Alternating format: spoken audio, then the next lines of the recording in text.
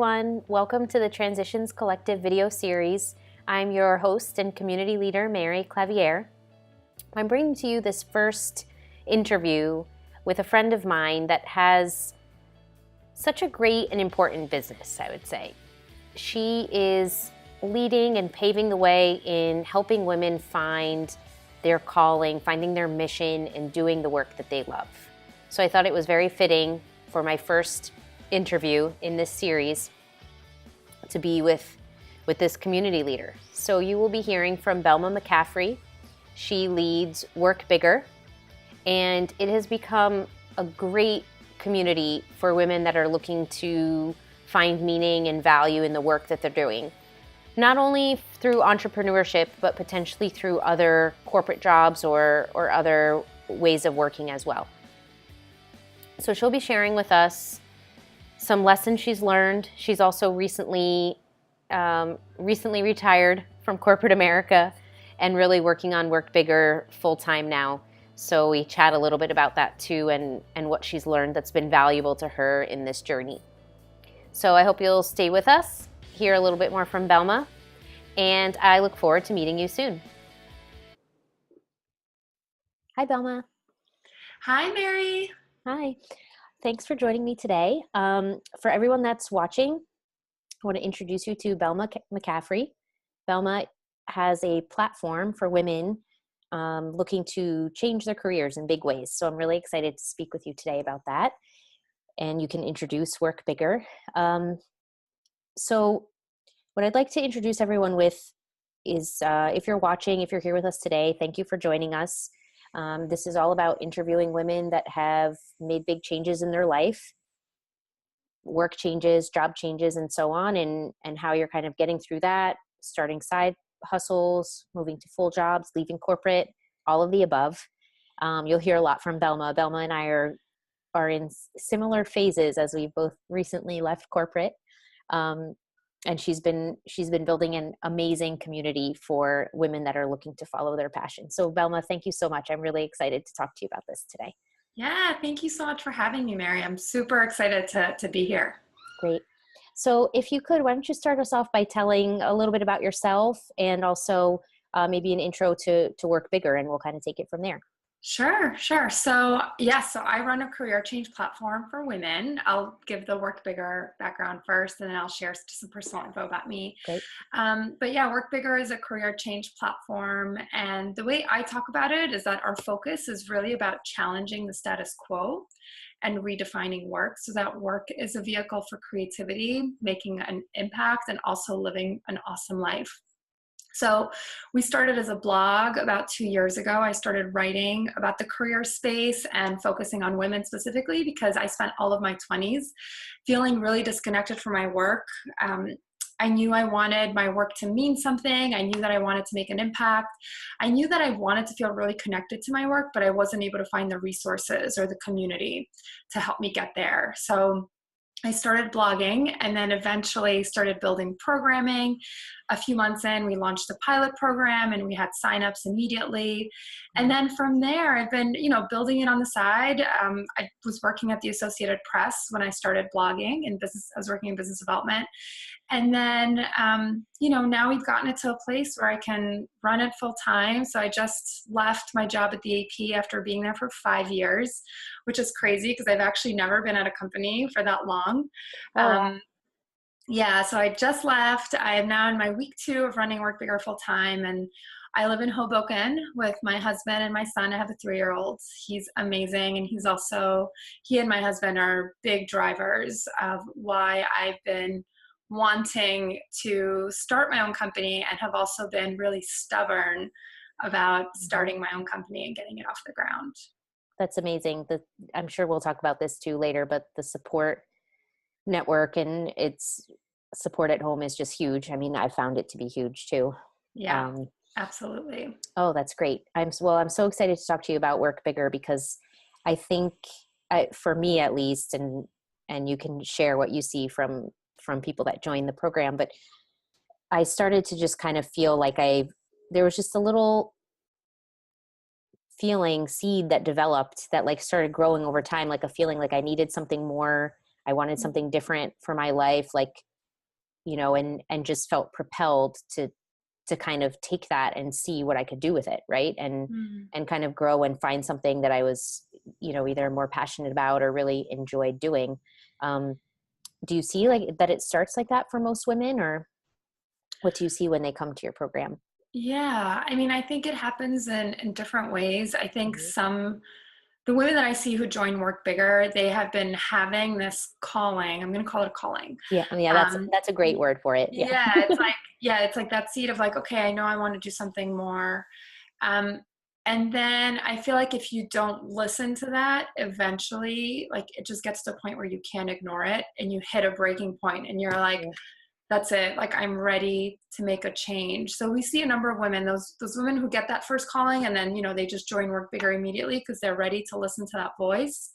Mhm. And then other women who maybe wait a little bit longer, and then they've now reached that breaking point, and they're like, I'm done, like I'm ready. So yeah, Yeah. it's a variety. Oh, yeah, that's great. You see all the perspectives. So when you started as a blog, then what had you growing it, like in terms of stages and phases over time? Because it's 2 years ago, you said that you started as a Mhm. blog. So what was kind of the factors and the decisions that you made along the way? Yeah, well, I'll give you some background, if that's okay, on Yeah. why I even started blogging. Right. Um, so I started the blog in January of 2016, and in November of 2015, so 2 months prior, I shut down another company that I was working on. It was also a career change platform for women. I had two partners who were my two really good friends. And that was a really difficult period in my life because I was trying to launch this career change platform. I was working full time at the Associated Press, and my son was 8 or 9 months old. Oh So my it was gosh.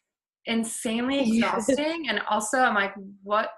There were just too many like learning curves going on in terms of Mhm. entrepreneurship, motherhood. I had this, job at the AP that had increasing demands. So I started writing as a form of therapy because, Yeah. I felt so connected to the work that I was doing in the career change space and with women. And I wanted to find a way to do that in a way that was going to be sustainable. So blogging and writing sort of just like came naturally to me. I Hmm. actually I had always loved writing, but not creative writing or anything like that. And then because I went through this burnout, I felt like I had a lot of stuff to share. Hmm. So one of the things that I would say I did well right off the bat is just consistency. I was pretty good at just, sharing one article a week. Um, Okay. and then from there, as I continued to write, then I started to see, oh, I can build programming around this, and I could build a way to support the readers in a deeper way. Because I think the blog is great, but obviously, like you can only go so deep with it, Right. right? So Right. yeah, so that's how I got started. Okay. Wow. So then from your blog, how did you see that it was something that might turn into more, or you started to see it turning into more over time? How did that Yeah. progress? Well, so I'm a big believer in the design thinking methodology. So I actually participated in this boot camp at the Associated Press where it was like a 4 or 5 day intensive training. I got to learn all about design thinking. And from there, I was like, okay, I want to launch this program. I'm going to just see what the demand is. So I started like with the lowest hanging fruit, the easiest way that I could.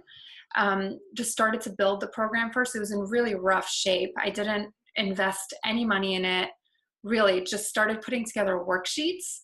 I found like a group of people who wanted, who I'd be able to test the worksheets on to see what I could build. And then once I had enough content, then I put out an ask just out to the readers and then within other communities that I was a member of. And I said, I'd like to launch this pilot. Please let me know if you're in. And we had signups right away, and I charged very little for it. So that I wasn't trying to make money from it. I really just wanted a proof of concept. Like, are people willing to pay for something like this? Is there a need? So just the initial response was positive, and people, were looking for it.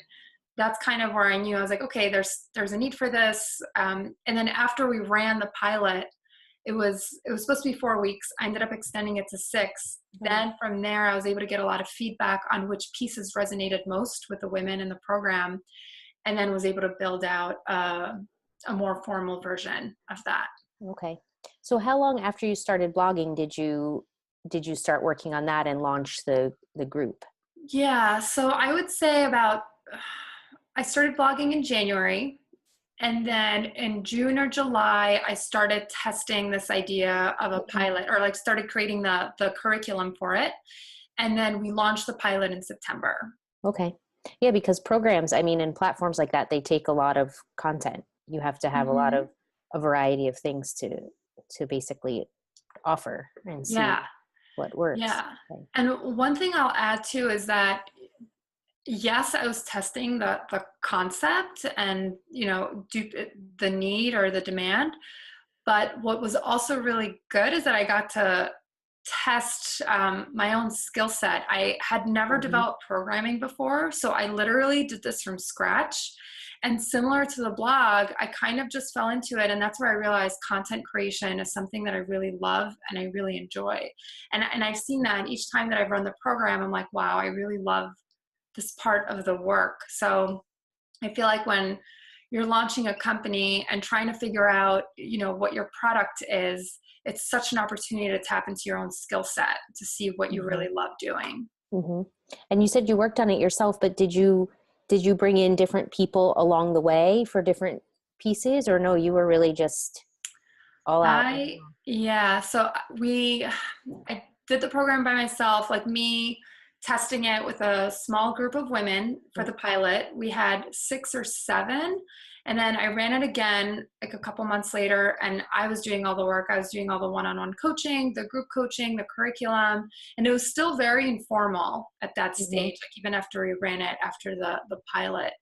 Um, and then when I opened it again in fall of 2017, then I brought in a team of certified career coaches to provide that one-on-one support, because when I do the one-on-one work, it doesn't feel as organic for me. So again, just thinking about that skill set, I really love Mm-hmm. the content creation, and Mm-hmm. I can do the one-on-one and I connect with the women, but it just felt like I would actually be able to serve them more if I could take a little bit of a step back, support them Right. in a group format, and then match them with a coach who is best fit for them. And they can work through a lot of the deeper issues that come up with career change. Yeah. So, yeah, so now we have a team of certified career coaches, and they're so amazing. And Yeah, they, that's so they cool. actually make the whole entrepreneurship process so much less lonely to like have them as a Yeah, team. to have someone to work with. So what Yeah. was it like bringing them on board? I mean, it probably was probably a big decision, right? To bring other people. I mean, here's this thing that you started on your own, and now you're recognizing that you want to use other people's skills, but can you talk a little Yeah. bit about that? Yeah. So I've had some ups and downs with hiring a team, but like not with the coaches. Okay. Um, and this is where I'm like, you and I were talking earlier about flow and like doing things that allow you to be in flow. I really feel like the coaches piece of Work Bigger has flowed so nicely. I connected with the coaches through events that I hosted. One of them, Kate, who's also our community director, Mm. she reached out to me because she was a reader of the blog. Um, Trish, we connected through a mutual friend. She came to a meetup. It's just been really organic, and I would say it can be really challenging to find the right people, also because I'm a little attached to my students' results. I want to make Yeah, sure that of like they're getting course. everything they need. Of So it's course. really important to have, the coach who's the right fit and who I know is going to be able to support them and who is so invested in their growth. But I've been really lucky in that sense. Like it happened organically the way they came on board. Well, you're attracting the right people for what you need, right? Yeah, Kind of yeah, how it works too. That's yeah, amazing. So yeah, what does can you talk a little bit more about the details of Work Bigger? So if someone's thinking about, okay, I'm recognizing a burnout, or it's someone that starts with that calling, what do they do when they know about you?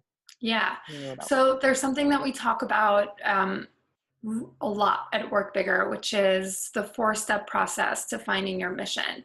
So these are some of the questions that I think we're not thinking about enough, whether we're in the workplace or even when we're in school. I actually feel like this is where that career change crisis, it actually starts early on, because we're not in our education system, we're not taught to think about some of these bigger questions of who am I, what do I want, what is really going to be a right fit for me, what That's are the true. experiences that I need to have to Yeah. figure out what it is that I want to do, right?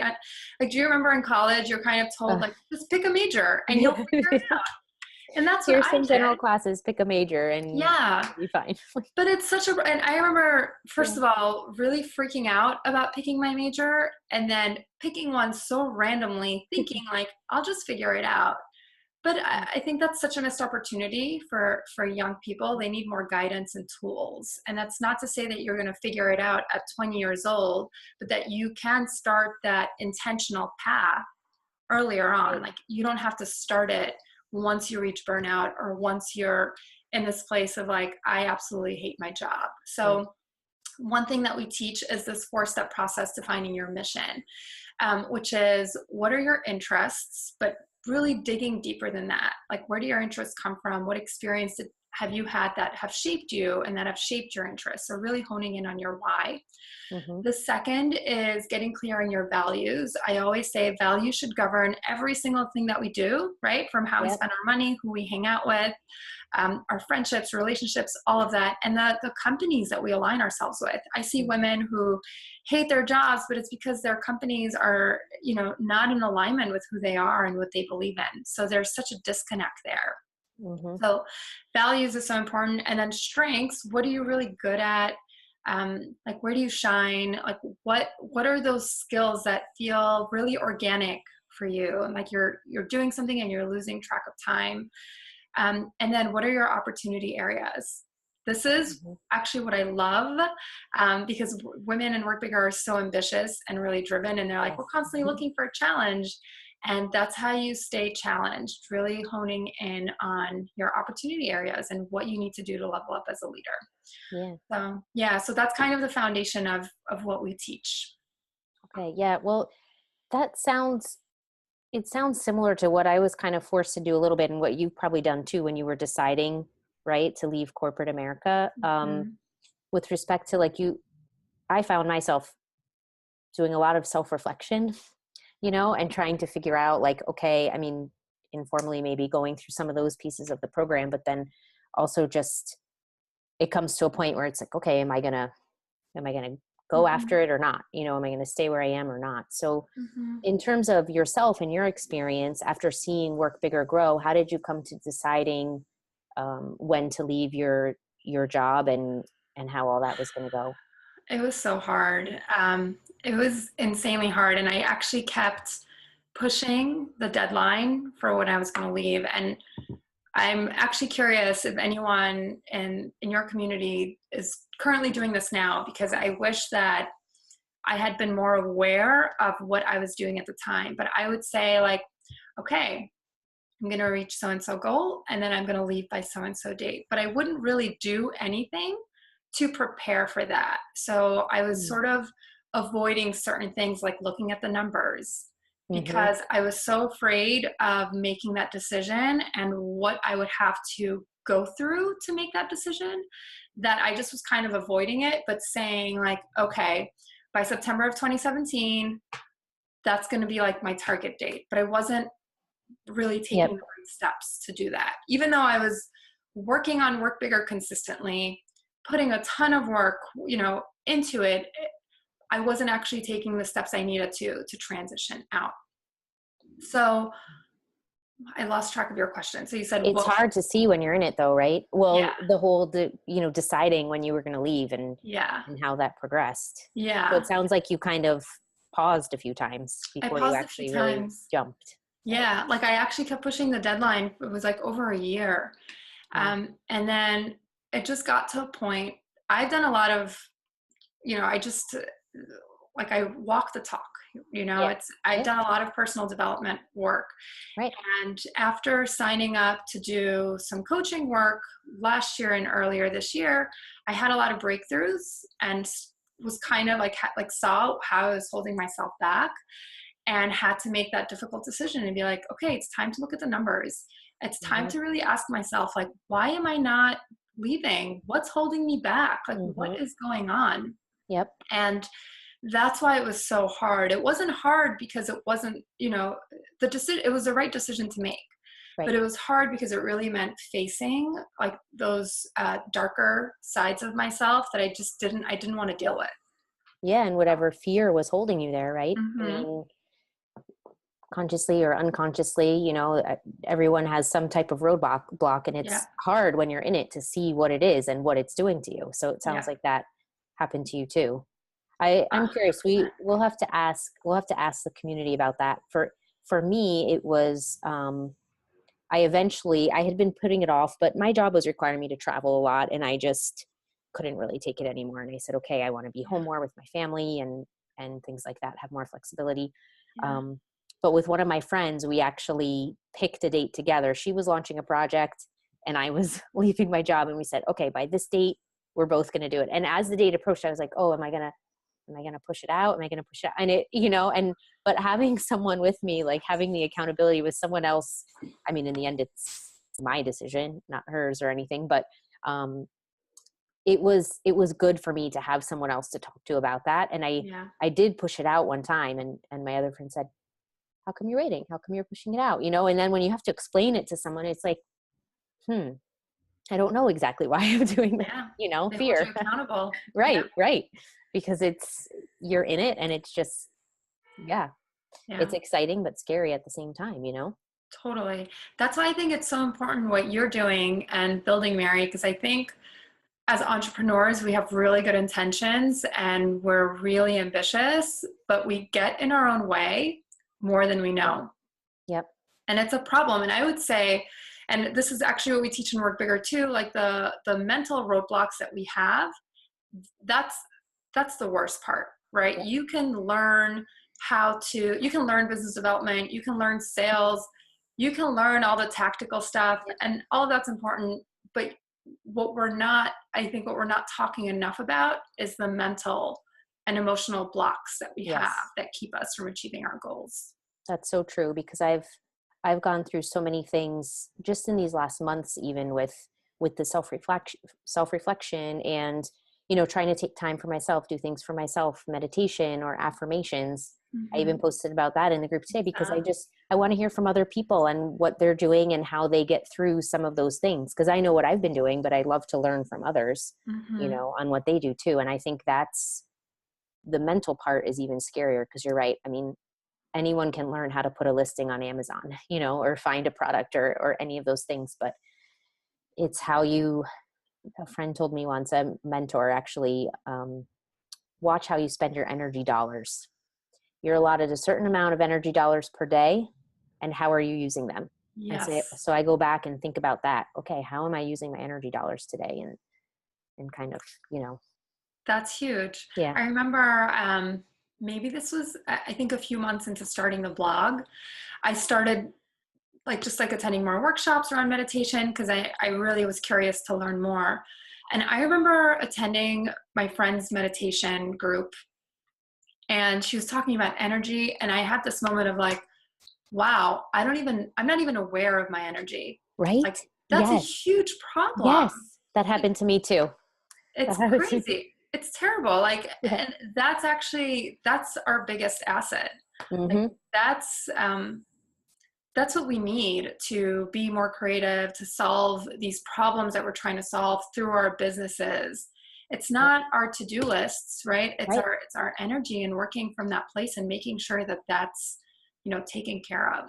Right. So, You're right. That was a game changer for me, is starting to be aware of that, and using it and listening, right? Listening to yeah, myself and what was coming to me. It made a big difference. yeah, So yeah, good. So for all of those watching that are considering all of this, don't underestimate the energy and what it can do for you and how it can change you in a lot of ways. yeah. So let me ask a couple other things. What would you say if you were to give advice for someone just starting out, on this journey? Um, they first come to Work Bigger, and they just come to you to talk and say, hey, I have this calling. You mentioned the four-step program. What are some other things people can do even maybe before they decide to commit to a program or anything, when they're first starting out? Mm-hmm. Do you have any suggestions for them on what they do? Yeah. Well, the first thing that comes to mind as you ask that question is make sure you're building the right business. So really building a business that's in line with your mission, because it's really difficult Yeah. to get a company off the ground, but it doesn't have to be, right? It's like, and actually, and I'm going to back up a little bit because there's so much talk out there about it's so hard, it's so hard. And I think we should change that conversation to be a little bit more empowering.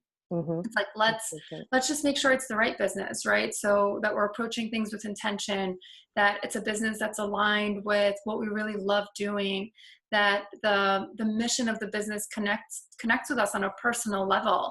It's that personal connection that will keep us going and help us find solutions when we get stuck. So make sure that it's the right business by figuring out, just those 4 things that we talked about around like passions and interests and strengths and all of that. The second thing is finding community. I don't even know where I would be without community and other women. And I think especially after I had my son, I felt especially lonely because I wasn't finding a lot of other women entrepreneurs who are also moms. And I needed more of them, and I still need them. So I am like so grateful for what you're building, Mary, and also just we need a community of women in general, but I think especially if you're a parent, it's just really nice to connect with other moms who have like the same amount of work on their plate, and you can, just share with them, whether it's family stuff or business stuff. Right. So find a community, and that accountability that you talked about. That's huge. Like somebody who will be really honest with you and say, like, hey, you said you wanted to do this, but you're not doing it. What's up with that? Like, what's going on? I think that's really powerful. And then continue investing in yourself. One of my biggest lessons that I've learned this year is that I used to wait until I hit a breaking point to invest in myself. And I think that's bullshit. I really think that was actually a big contributing factor to what has held me back in the past. So really prioritize your personal growth, prioritize your self-actualization, because I think entrepreneurship is as much about that. That's what I see, like women who are starting businesses really want to reach their full potential. So invest in that. Don't be afraid to find new tools and, jumping head first. It can feel scary. But you get so much out of it when you make the commitment to invest in yourself. Yeah, that's a really good point. I mean, half of even what I'm doing now, I mean, I wouldn't be where I am now, even on this journey, without the community and those other things, all those other things that you mentioned. And meeting other mom entrepreneurs was a game changer for me. I mean, just really in general, having other people that know what you're going through, it's a big deal. Absolutely. So I want to ask a couple other questions about now you with leaving corporate America. What would you say is most important or has been most useful from your corporate life now that you're in your entrepreneur life? Well, so business development comes to mind, and strategy. So that's actually, while I worked at the AP, the job I had there was a really good fit. So I worked on launching new businesses at the AP. Oh, okay. And it was really fun. So it was just 3 of us. We had the VP of business development, myself, and then one of my colleagues. And we would launch new projects and new businesses. And I thought that was a really good fit for me because it was one of the most entrepreneurial positions at a really large company that's over 170 years old. So I got to do a lot of negotiations and partnerships. So I would say that's something that I've taken with me into these next steps. Also just learning from senior leadership as much as I could. So one of my mentors at the AP is Jim Kennedy, he's like the SVP of strategy. So when I started there, I worked in his group and I was an MBA intern. So really just listening and watching the resources that he would share and how he was thinking about this massive company and the direction that we should go in. So strategic thinking is so important. And I think the ability to think bigger and to not be stuck in like a certain way of doing things. Yeah. It's actually something that I'm trying to embrace now, because we're working through some changes with work bigger, and our entrepreneurial friends, and they've reflected this to me. Like they've said, Belma, like you love big picture thinking, and I see you getting stuck in this like vision that you have, but our vision of what we can create can actually be a lot more powerful if we can stay a little bit flexible. So I would say I've learned that. Yeah, I mean, I would say that's it, because most of my roles have mostly been in strategy, business development, negotiation. That's something that I've done throughout my entire career. And we teach it at Work Bigger. Yeah. So I love doing that. I think it's such an important skill for women to have, whether you're in a 9 to 5 or you're running your own company. So that's something that I use like literally every single day, and then teach other women as well. Yeah, and you just had a negotiations event, didn't you? That was just recently. Yeah. Yes. Yeah, it was the Yeah. same day as your meetup, which Yeah, I as so my bummed meetup. to Right, miss. right, right. Yeah. Yeah. Next Yeah. time, yeah. But Next time we're gonna yeah. swap and go to each other's Yes. things. We have Yes. to plan Yeah. better so it's not the same I thing. know. Yeah. 100%. So, but yeah, we did have an event recently. Yeah, I just think it's such an important topic. I Yeah. love it so much. So then in terms of what's next for Work Bigger and for you, I mean, to the extent you can share, Mhm. what's on your plate now for this year or in these, upcoming months? Yes. So we're growing our community. We've actually had a few members from graduates from the Work Bigger program who want to start an ambassador program for Work Bigger. Oh, wow. So that's something we're testing out. I'm focusing on letting the amazing members in the group drive engagement more, because I think that's really the point of community, right? It's not about me, it's Right. about them and the value that they get from connecting with each other. So working on exploring that and testing, like everything is a test, everything is an experiment, seeing where that goes. And then the other side of that, we're also exploring bringing Work Bigger programming to organizations. So partnering, whether women's groups at bigger companies or learning and development departments, um, and then just seeing other ways to partner with bigger brands. So we're working on Yeah, that that's now. great. So basically continuing to build our audience, and then continuing to offer our programming, because I think the programming is where you get the deepest, most biggest impact. Yeah. Yeah. And that one-on-one and small group support, I mean, is so critical for women that Mm-hmm. really want to make a change, right? Make the change. So Yes. to whatever Yeah. else they want to do. Great. Yeah. Yeah. Exactly. Yeah. Well, thanks so much, Belma. Can you tell everyone where can we find you? Contact you for Yes. further information. Yes. Thank you. You can find Work Bigger at workbigger.co. Okay. And yeah, you can email me at info@workbigger.co or belma@belmamccaffrey.com. So super simple. Great. But I'm around and happy to connect with anyone if you have additional questions too on just making the transition from corporate to entrepreneurship. I can talk about that for hours. So That's great. I know, right? Me too. No, but that's great. I think that's really important for the community and for so many women that are thinking about, and like you said, with Work Bigger, it's not just even going to entrepreneurship, but it could be just changing in your 9 to 5. You want to yes. align more to your company or, change to a startup Yeah. or whatever it might be. Yeah, and thank you for calling that out. That's actually when you go onto the website, there's like 3 specific pain points that we addressed. One, I want a new job ASAP. I want support with my side hustle, or I want to build a freelance career. So we support with all those 3. And then, yeah, if you go on there too, you get an audio training, that 4-step process that I keep talking about. You Excellent. can download that and start working through that. Because I feel like starting to ask yourself some of these bigger questions is what will allow you to make a more sustainable transition. Yep. Agree. Well, it's been so nice Yeah. chatting with you. Thank you so much for the opportunity to discuss more. And if anyone has any questions for Belma, please reach out.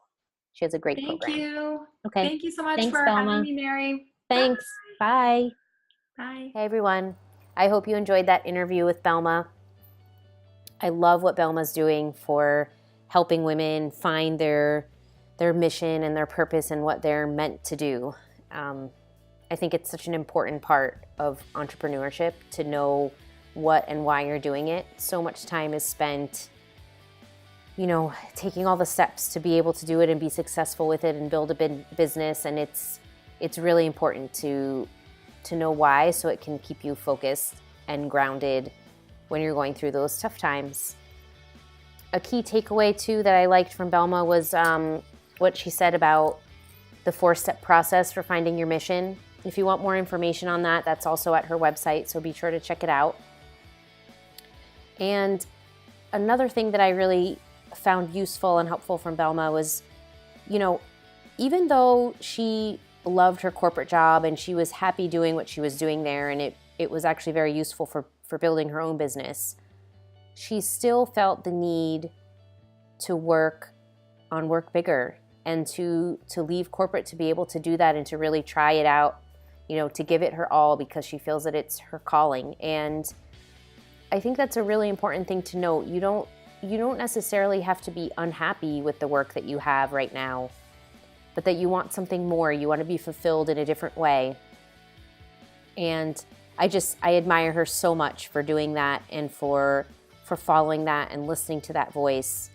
And I think it really comes out in her work and what she speaks about, and it will really just be incredible what will open up for her now with helping more women find their way as well. So if you'd like information, like I said, you can visit the links that we have in the description, and I hope to talk to you again soon.